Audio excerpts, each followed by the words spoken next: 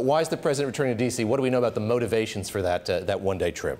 Bloomberg News has just confirmed that President Trump is anticipated to return to Washington, D.C. on Monday, taking a break from his vacation, so to speak, his working vacation on Monday, and then he'll head back to New York City. Of course, on Wednesday, NAFTA negotiations set to begin here in the later half of next week. Great interview with Representative Brady David. He, of course, will head to California with some other congressional Republicans next week to continue to discuss tax reform. So we're nearing the end of the August recess, so to speak. We're about halfway done. We still have a little bit more time to recess, but the work next week going to be a little bit more busy than we saw this week. Of course, looming over all of this is the tension between the U.S. and North Korea, the phrase fire and fury continuing to ring out. To what degree do you expect that to govern what's talked about or happen next week in Washington?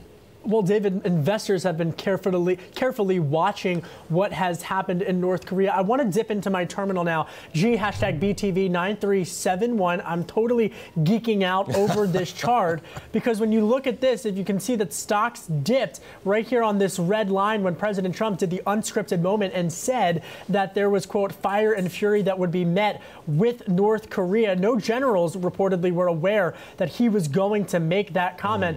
Then take a look at this white line, David. Look at the political volatility from the VVIX index, monitoring the political risks, so to speak, and volatility in the market. So stocks have dipped. They've since come back, but the political volatility all surrounding North Korea very much has investors uneasy as this continues to develop.